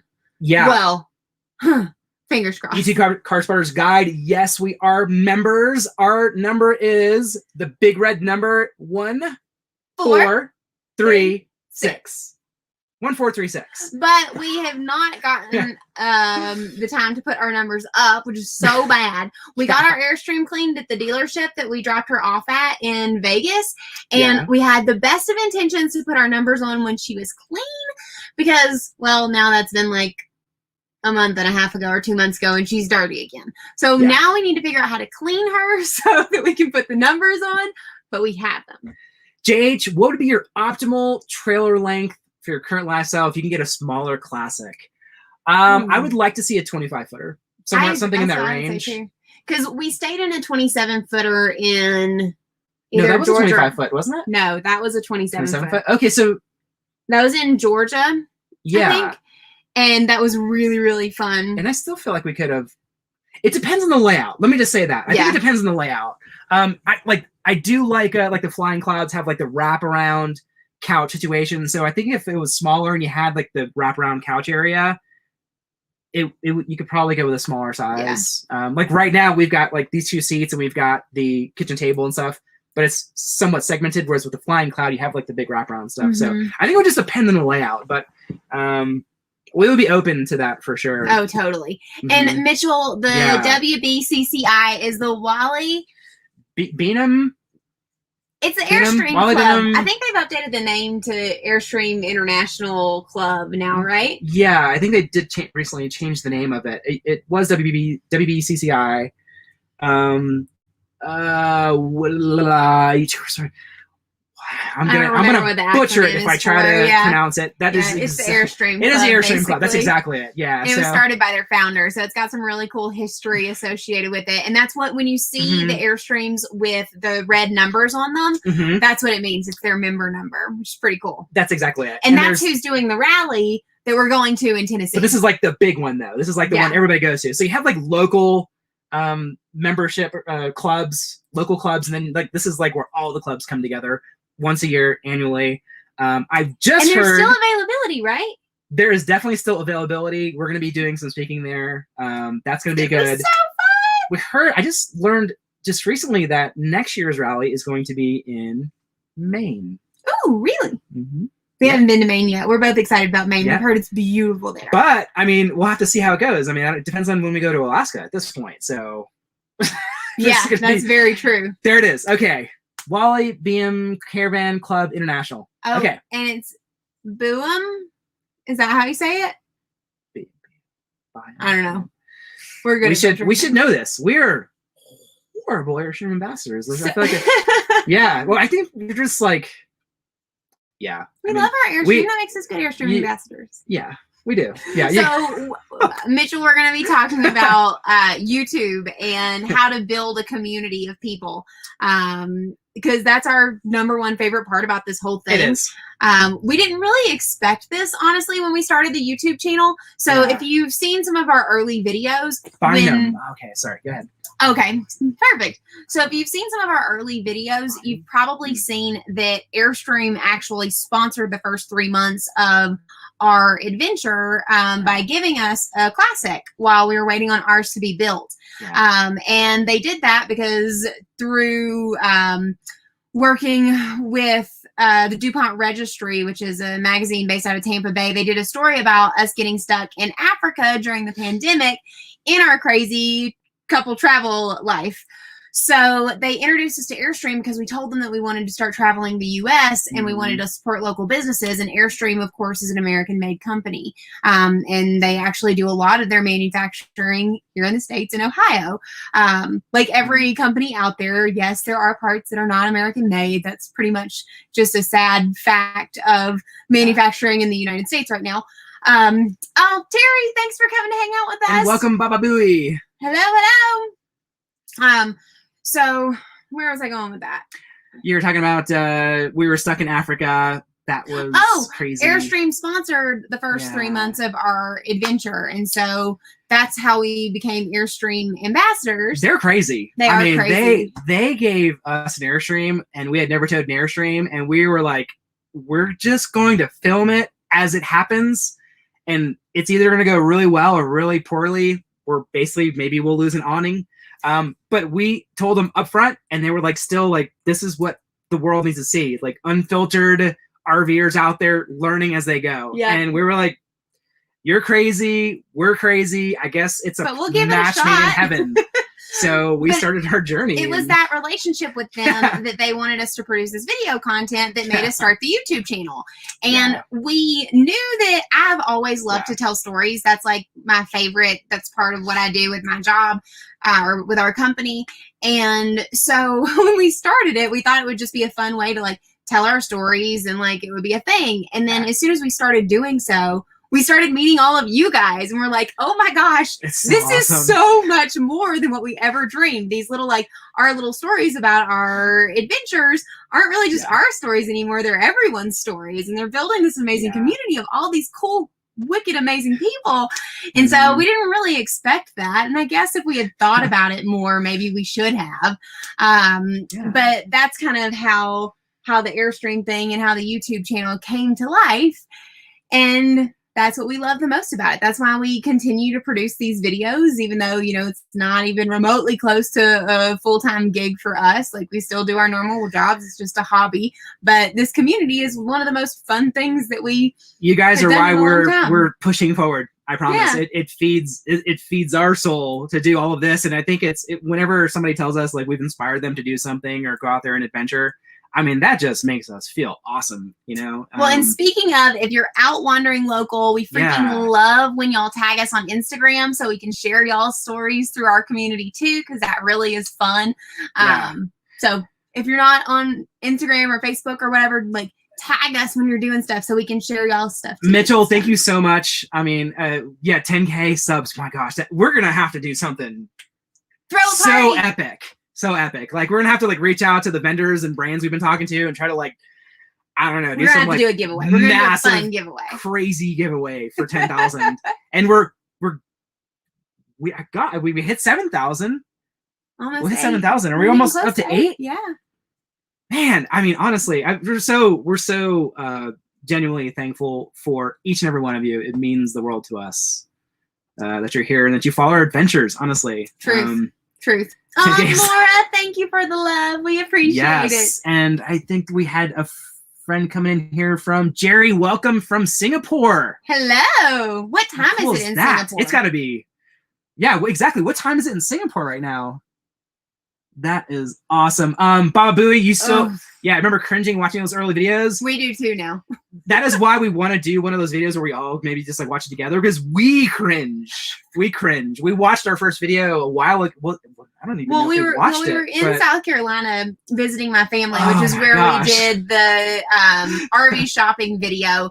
We were showing, I think it was my grandmother, one of our videos, and we were like, oh my gosh, this is so bad. We shouldn't have even showed her this one. Like, oh my gosh, this is terrifying. Some of y'all that were leaving comments back then were literally like, you probably could have saved our lives. Like some of that feedback that you guys were giving us early on probably did save our lives, because we didn't know what the heck we were doing. I mean, and we were just like, I don't know.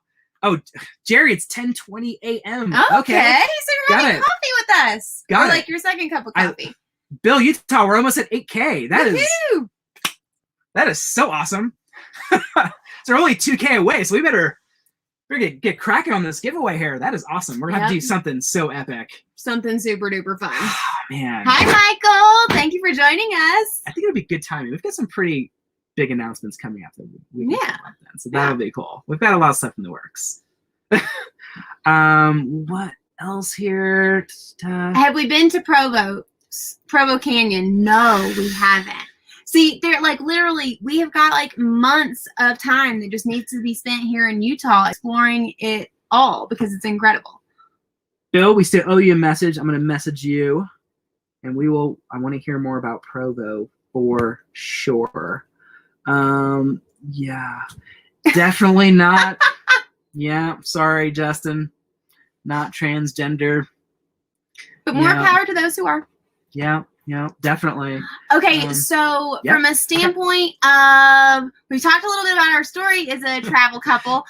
We have tips. So because we've been traveling together full time as a couple for almost 3 freaking years. Yeah. There are a lot of things that you learn traveling together. And a lot of them are just like basic couple type things. Like, you want to have good communication. If you don't have good communication, that's probably not going to go the way that you want it to. But one of the things that I think we started doing early on, and this is very relevant, especially as people are like getting out and traveling again, is don't pack together. Yeah. Life lesson. Pack your own stuff. Because if you even if you get it all right, it's really nice to have your own space. It is. Yeah. But there is no argument that is more annoying than the one of, hey, did you pack this? Oh, no. This really does remind me, though. I mean, Lauren mentioned this earlier. We did a collaboration with a professional organizer, and we thought we were so organized already. You guys are going to be, your minds are going to be blown when you see this episode coming up. It's going to be like an episode of HGTV, like mind blowing. Any RV, not even any RV, any small space, you will learn something from this, from Cece. She's just a magician when it comes to reconfiguring spaces. She helps people with like mega mansions in Malibu and small RVs and everything in between, and she's an artiste. Cece has a rule that she says that whether you're packing or even just like in your space where you live, is that a couple should each have their own spaces that they're responsible for.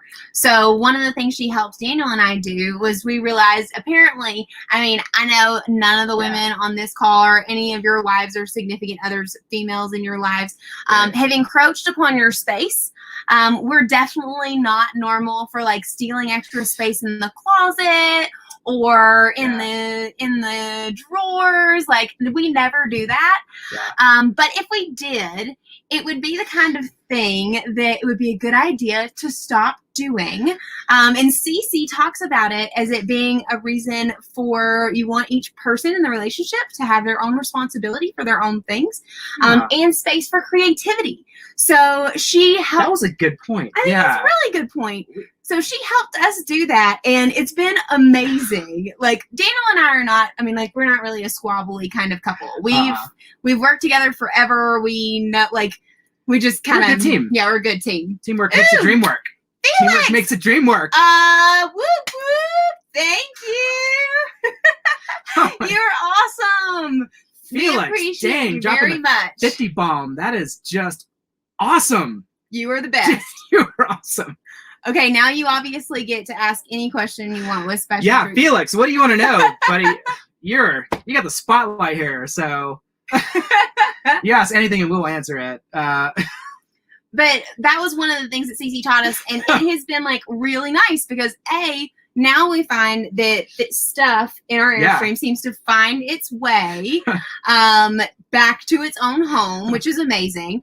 And because it's either my stuff or Daniel's stuff and it all has a place, like it feels like I'm not picking up after you, you're not picking up after me, we're not having a conversation about that, which is always a win. I think one of the other things, unexpected wins, we just, you know what, we learned so much from Cece, and we legitimately, you guys, there's just like so much value packed in that episode. I just can't wait for that one to share that one with everybody. Because like even when we drive from campground to campground, nothing moves because it all has a place and it's all in special containers and everything was fully customized for us.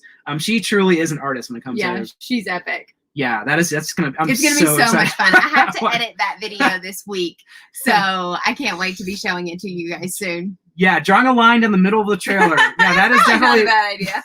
Well, we kind of did some of that with like the cabinets. We said, okay, this is my cabinet. This is Daniel's cabinet. It's awesome. Favorite RV couple. Thank you so much. It's so good to see you on here tonight. Like ours. Okay, happy. Dude, yeah. The video. We definitely do put a lot of work into the videos, but you guys appreciate it and it just feeds us. So, we feel like it's rewarded in all of your feedback and compliments, and like we're always trying to improve the video quality legitimately. That's true. In fact, we're super excited. So one of the things that we were told early on is that we were making people nauseous because our bouncing with the camera was a problem. And so we invested in a gimbal, except it was so big and bulky that we never really ended up using it. So we decided after an audio port went out in our current camera that we were going to upgrade our camera, and we're doing a video specific camera so that it's like has a built-in gimbal basically on it, and we're picking it up in Denver next week. Super excited about that. It's going to be a lot smoother from here on out, which is pretty exciting. Yeah. We're hard on this gear. When you get like if you guys see that, this is a good example of that. You guys will see the footage where we've got it on top of the truck and we're driving. That camera gets beat the heck up. Honestly, I'm like always replacing the lens filters and everything, and I've got like protective glass on it, but it is such an awesome shot that it's so worth it. So yeah, we haven't lost one of those cameras yet. We've cracked one of those. We're pretty hard on the equipment. Yeah, that's super true. Okay, retired life. If you guys are going on a 6-week trip, what are some of the things that we would tell somebody as far as like travel tips for a 6-week trip? If I was going on a 6-week trip, we actually just partnered with, who did we just partner with? Unbound Merino Wool. And this is Merino Wool. This is made by Cool, Kuhl. Actually, Cool is out of, I think it's out of, no, Utah, I think. I'm not 100% sure, but the point is merino wool you can wear for more than one day without any sort of odor. So merino wool clothing, I'm a huge fan. So look into some of that. You're allowed to pack less, and you just buy neutral colors. I've got gray and black, and I've got light blue. So that is one of my tips. Agreed. And Bill and Mitchell, there is no number of subscribers that we will ever get to that we will not love and remember. You guys, y'all are crazy. Yeah, you guys, or family to us. It always will be. It doesn't matter how many subscribers are on here. And Tanks and Critters, yes, we are coming to Colorado, but only for a short period of time. I don't even. Okay, I'm trying to think of where we're on that express train, like literally flying across the country. We were headed up to Oregon, and we weren't even able to make it that far. So we're literally like darting across the state. We're going to be in Colorado for a few days. 5 days. Just long enough to shoot a video and put a sticker on the map and keep going. But we're going to come back. We have to go back. Yeah, Colorado is one that I've been just dreaming of the whole time. So we've got to come back to Utah too. Totally. Yeah, definitely. Those are two that are high up on my list. And somebody mentioned Michigan earlier, 100%. Somebody said they have better beer and wine there. We didn't have the greatest wine there. That's true. They do have great beer, but the wine was not great. And maybe there's some better... there needs to be some redemption there, I think. Yeah, I think there's probably some That better makes wine in sense. Michigan. Who knows? Okay, YouTube Car Spotters Guide, don't pack white. That is a genius travel tip. I'm always so tempted to pick up, like... Because it looks nice, right? It looks so pretty. I had a white jacket when we started this trip, and that is gone. Yeah, it's white is just the worst when it comes to travel. And then also, speaking of different, like, clothes things, one of the things that we do from a standpoint of our wardrobe to keep it super minimalist is we pretty much stay away from patterns. That's true. You might see every once in a while, I'll find a top that I love. Like I recently bought this little top, like tank top that has little cacti all over it. And I just loved it so much that I just couldn't live without it. But like we really keep our clothes super simple, and it makes it way easier to like mix and match things so that you have a lot of different outfits, but only with a couple of different pieces. So keeping things real simple from like patterned perspective makes it easier to have a minimalist wardrobe. It's true. Yeah. And one of the things I used to do that was, I don't do it anymore as much, is I had a ton of shoes. I had like a shoe for everything, right? I had a shoe for like, I had a shoe for rough trails and a shoe for light trails and everything else. I just found a very neutral type shoe that worked well in all situations. So I typically go with, the default is like black.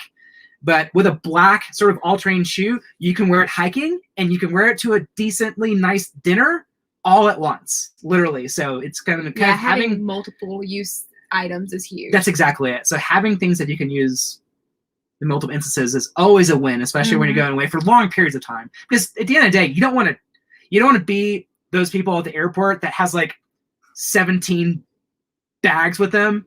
You know, that's a miserable trip. I know. Whether you're RVing or you're, doing an airplane trip, like the less stuff you bring with you, the more joy you can experience when you are at the place. Like you don't want to deal with all of your stuff. Like think about what is the least things that you need. That's a real thing. Yeah. And if you are going someplace and you're, hopefully you're road tripping it, but if you're flying somewhere and you're going to a hotel, maybe you're at the Marriott, get out there and like venture out into the local places. That's really that's where it's at. 100%. Always wander. Okay, Benjamin, do we avoid hurricane season and all of Utah is awesome? Agreed, all of Utah is awesome. We actually try to make sure that we only follow good weather. If you've been hanging out with us very long, you don't know, or we're not always successful at that. So do we try to avoid hurricane season? Yes, we are definitely going to try to avoid it. We definitely don't want to play that game. Even living in Florida, we would fly out if we had an issue. I mean, I spent my whole life in Florida, and hurricanes weren't really a thing I was ever worried about. But I mean, it's a different ball game when you're in an RV. So, I don't really want to mess around with that. No, not a thing. Not a thing. That would not be good. Also, when you're traveling, one of the things that we wrote down. I know, Texas. Texas is forever going to be a thing. It's going to be a little bit before we go back to Yeah. We will go back to Texas. We love Texas, but they kicked our butt. Holy moly. But one of the other things that we talked about when we were talking about like things that we think really have made our travel experiences more positive is, and everything comes back down to communication. But usually when you're traveling somewhere and you're deciding on a place, it's so important that you ensure that the place that you're picking isn't necessarily just like focused on one person over the other. So for example, for me and Daniel, I love the beach. I could literally sit on a beach chair and read a book for the entire day, soaking up the sun. And Daniel thinks that would be the most miserable way to spend a day ever. Yeah, just sitting on a chair, just burning all day I don't really understand why sitting in a chair and burning is fun. But it is. And so one of the things that we learned really quickly is that Daniel, when he travels, like he doesn't like a relaxing vacation. Like that's not really his gig. Like no, I want to go like he wants to adventure, parasailing or hiking or something. Finding a place that you can do a little bit of both and do it at the same time is a really big win, especially when you're traveling with someone that you want to spend quality time with. Because that's the thing, right? Like Like you're getting outside of your normal day-to-day comfort zone of work and the kids and all the stuff. And you want to spend quality time with that person. So for us, we found that one of our favorite places to go was Jamaica. And in Negril, there are cliffs. And so literally on the cliffs, we could get a little bungalow, and I could lay out on the side of the cliffs and get the sun that I wanted. And Daniel could jump off the cliffs all day and drink beer, and it made him very, very happy. Oh, yeah. There's a place called Rock House in Jamaica, and legitimately, if you ever go to Jamaica, it's gotten so... When we were going, it was so cheap, but now it's kind of like Bill Utah says, Utah is a hidden secret. Shh. That's kind of how this resort was, and now everybody's heard about it, and the prices are like triple, but it is still just an awesome place. You can literally get up out of your bed, walk onto the cliff, and just start diving into the ocean, and that is just awesome. I mean, that is just... Yes. But finding an in-between. So, like, if you love to go to the beach and that's what you want to do for an entire week, don't do that with your husband, who apparently a majority of the men on here think that's boring. Instead, do that with your girlfriends. Like, book a girl trip. Because it's just really, really important that you set the expectations of what you both want out of it in advance to get that end goal of that quality time. Yeah, I mean, if Lauren's at the pool, on a pool chair, I'm at the pool bar. You know, that's kind of typically how it works. Yeah, and that is another win for us. If a pool has a swim-up bar, Daniel is pretty happy camper too. I mean, that is just... the fact that you can, like, swim up and get, like, a cold beverage, adult beverage or not, I mean, that is just... all of those things. I feel like I've only ever heard of, I think, one RV resort that has a swim-up bar, but that is just... That's like a unicorn in the RV world. Eventually. I don't know. If there's an RV park with a swim-up bar, you need to let us know, because that just sounds awesome. Ooh, everybody thinks that we should go skydiving. Oh, yeah. So Daniel and my first date was actually skydiving. Very first date. Very first date. Which I freaking loved. I was excited to do it. Yeah, it definitely was. And when we jumped, it was a day where the weather was a little bit funky. It was a little windy. And Daniel gets motion sickness in general.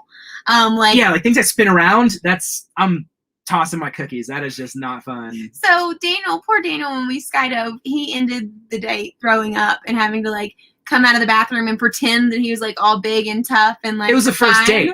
It was a first date. You would have done the same thing. You'd have like machoed up and tried to be all badass, but I definitely couldn't. I probably like, my face is probably... So I haven't been able to talk him into going skydiving since. I would jump out of a plane if it did not involve ever having to spiral at all. Well, I think that's the goal.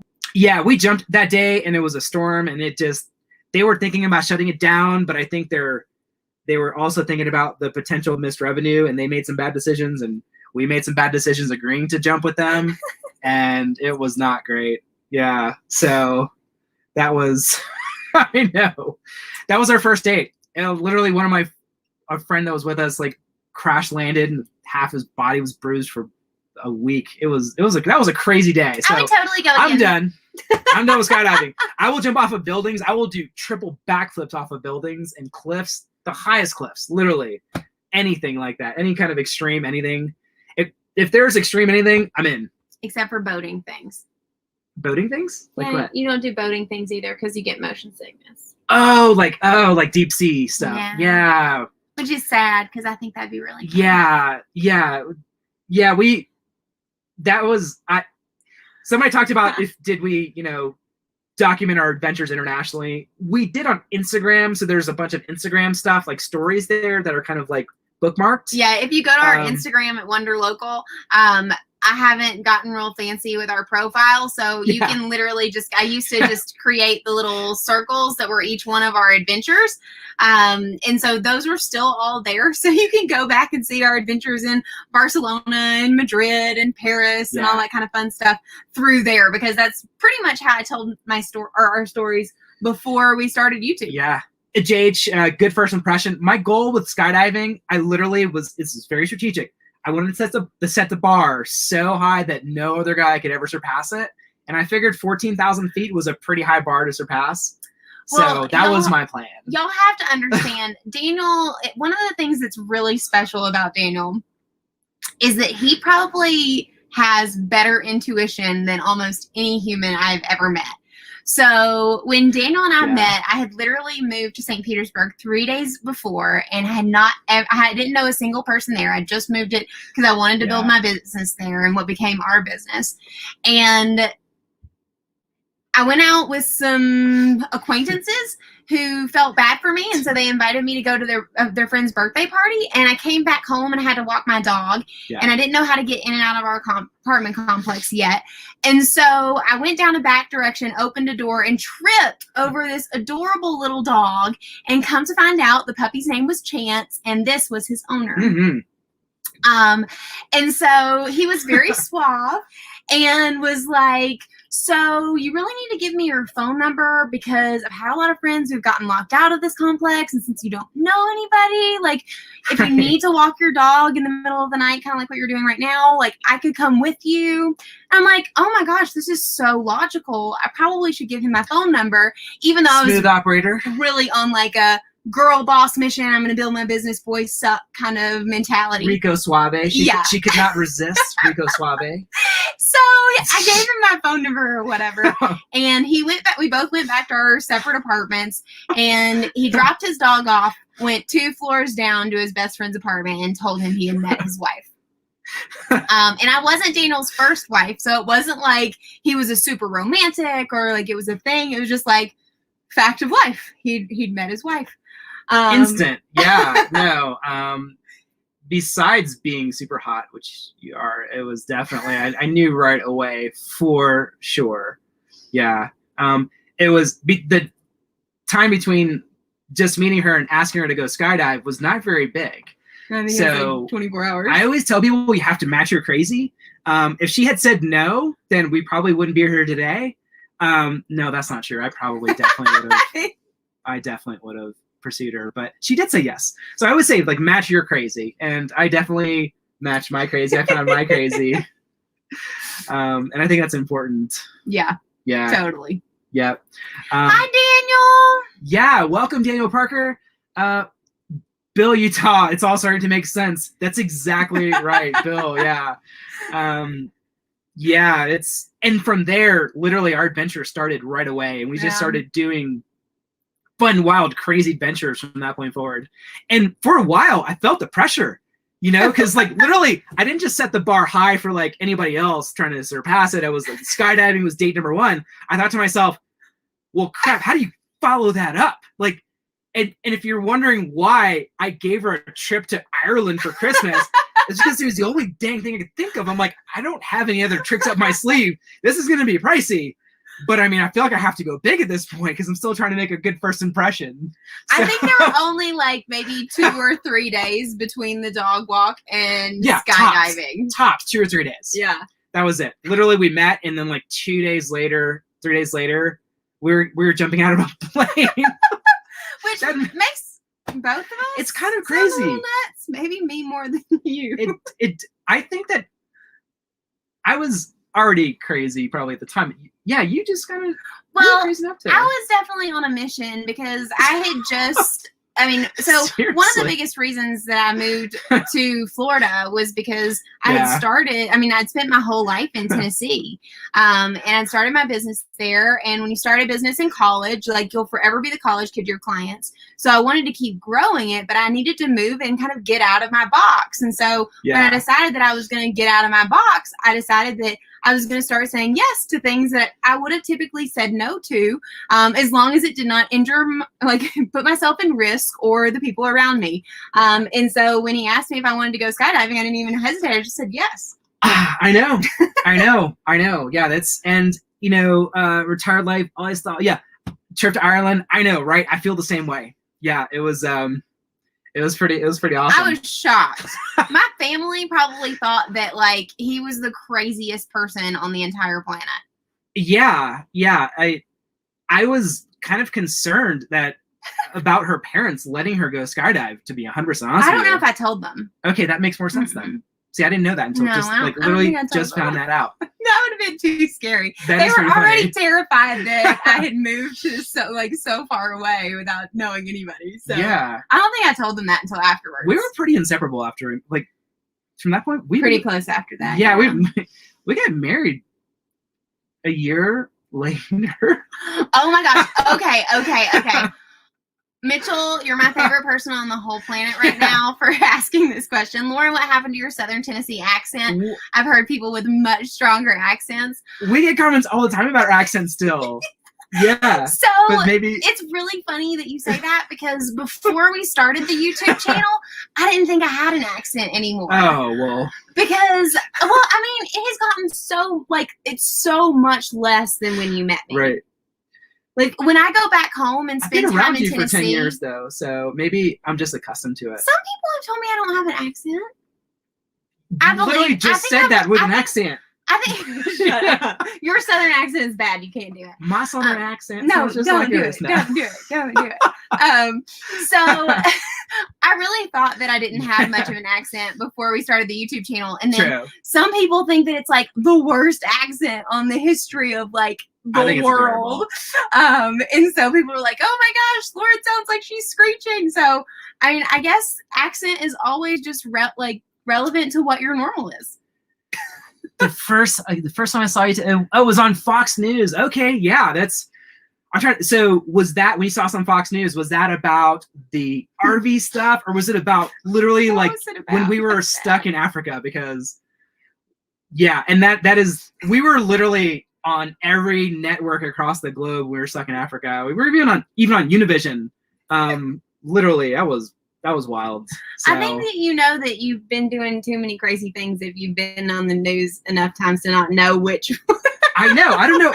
Apparently the news likes talking to us for some reason. I don't know. I guess they think we're interesting or something. But Mitchell, I cannot wait to hear your French accent. Pandemic lost in Africa. Okay, yeah, that's what I mean. We were on ABC, NBC, CBS. That getting stuck in Africa is a part of this entire story, because we realized that during that process we could help so many people.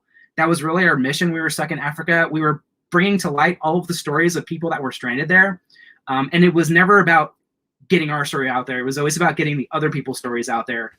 You know, the mothers with this disabled child, and we were having conversations with all these people and people who are running out of medications and stuff that really needed to get home. So when we realized we had the ability to do that, we thought, okay, well, we leveraged this superpower to help a bunch of other people. How can we do it in a different way? And that's kind of where the whole Wanderlocal concept came from. Yeah. You know? True. Yep. But that's so cool that that's how you found our channel. I love that. Yeah. I love that. That's really, really cool. All right. So it is almost 9 o'clock our time. And although, like we told you guys before, we did feed ourselves, we have got dessert, right? Isn't that our exit now? We're going to say we have to go get dessert now. And, no. And then you're going to say, oh, well, you bailed last time because you had to go get dessert. So, yeah. And Mitchell, that's exactly how we feel about these lives. Having a nice evening in our living room with our friends. Seriously, love, love, love. That's honestly exactly how we feel about these lives. And we're so happy that we got to hang out with y'all tonight. We promise we will try not to make it 3 weeks before we do this again. Now that we know that Thursdays are fine too, or if y'all have specific nights y'all think that this would be easier on, we could do them during the week a lot easier. We're going to be doing, I think, because we have a new camera coming in, I think we can actually live stream, well, we'll see, from that camera, but we're going to be at that rally, and I would just it would just be so cool to walk around and show you guys what we're seeing firsthand. That would be epic. Do you guys think that would be cool? Because we've never even been to a rally, so if there's a way that we can do it, just do it live. Yeah. Oh, you're just putting yourself on a tall order. I don't even know if it's possible, but I feel like, we're crazy enough to try to figure it out. I think that'd be fun. We can try to do a live rally session. And I'll walk y'all around the Airstream rally. Yeah, and then if you some of you guys are there, you can jump on camera with us and stuff, and that'll just be cool. Ooh, good point. We should have a wine night. That'd be fun. Wine night is a great idea. We're totally stealing that for our next live. Next live is wine night. We'll have to get DFW Wines. She's our favorite. We featured her in one of our videos where we stayed with them at a Harvest Host. Oh, that was so fun. Yeah, she was aging some of her wine in bourbon barrels and different types of barrels, and it was amazing. So good. I still think about those wines. Yeah, so legit. Yeah. So, okay, so wine night. Yes. we'll be doing that in a week or two, and we can't wait to do it with you guys. Thanks for hanging out with us this evening. It is so good, genuinely so good to see all of you on here and to chat with you guys. We feel like you're all our friends, and we can't wait to chat with you guys again. All right, so we'll do it soon. Until wine night. Bye, guys.